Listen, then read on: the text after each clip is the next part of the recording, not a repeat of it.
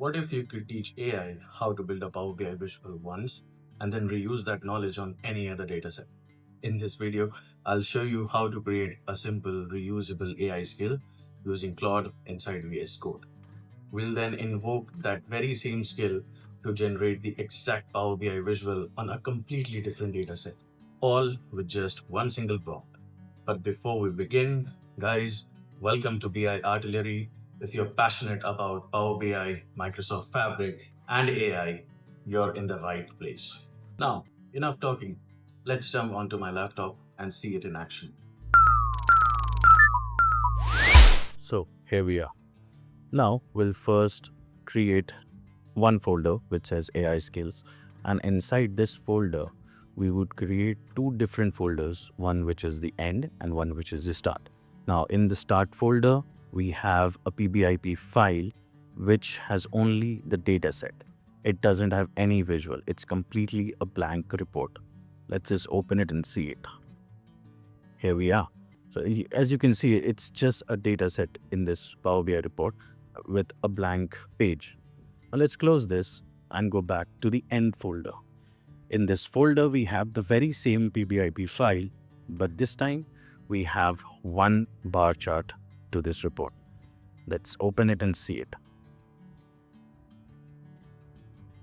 Here we are.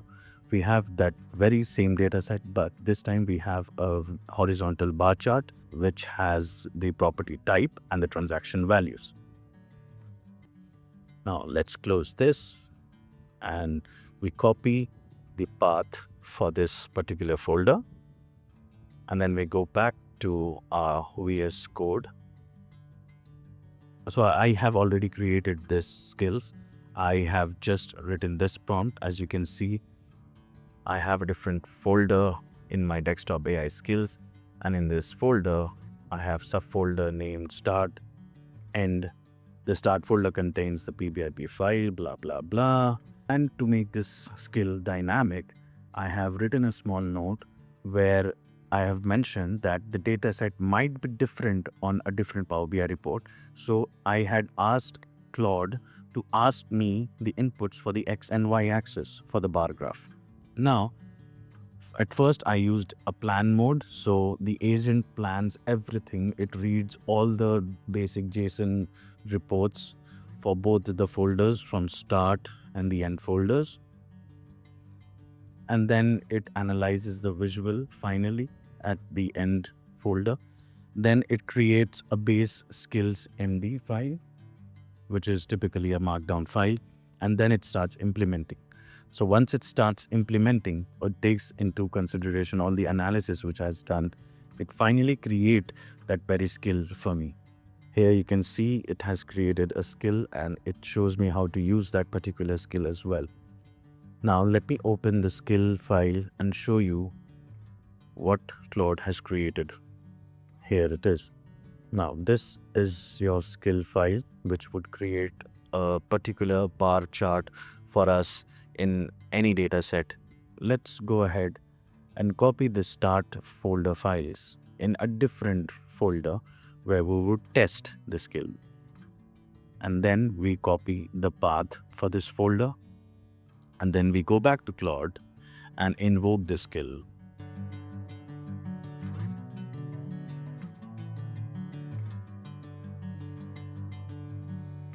And then we just write a simple single prompt, create the bar chart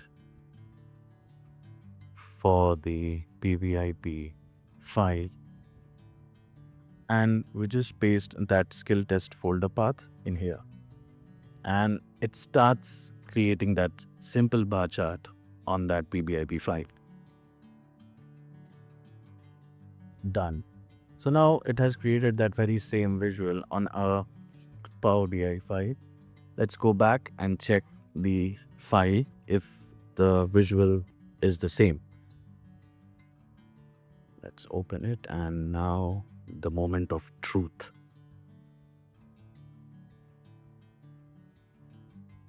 Here it is.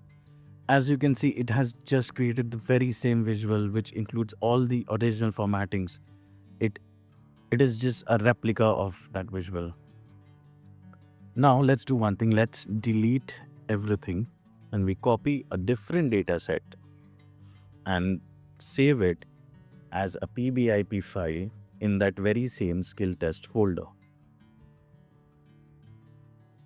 So what we are going to do basically here is we're going to test that skill on a different data set, whether it produces the same visual for a different set of columns or attributes.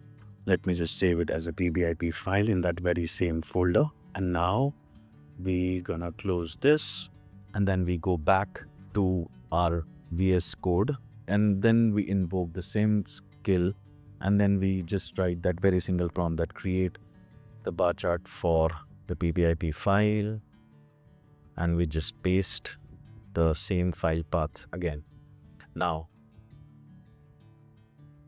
it would actually take a little less time to create this time. Let's see. So at first it analyzes the data set and then it would ask me the columns which it might use for the x-axis and the y-axis. Here it is. So for the label axis, we are going to select the product column. And for the value axis, we are going to select the total price column. For aggregation, we are going to just select sum. Now it would take into consideration all these three columns and create that very same visual. Done. Now let's go ahead and check the Power BI file and what kind of visual the skill has created. Let's open it. So, wow, here we are. So you can see it has created that very same visual, but this time it has a different labels in x-axis and y-axis, what we have selected. And it also includes the same formattings. Wow, it's really great what AI can do to Power BI ecosystem at this very point of time. And that's it. You have just seen how easy it is to create one reusable AI skill for Power BI using Claude, and then invoke that very same skill to generate the same visual on a different dataset. It's a simple workflow, but one that can save a lot of repetitive efforts. So, if you found this video helpful, don't forget to like, subscribe, and turn on your notification so you don't miss any future Power BI, Fabric, or AI content. Thanks for watching, guys. I'll see you in the next one. Have a good day. Bye.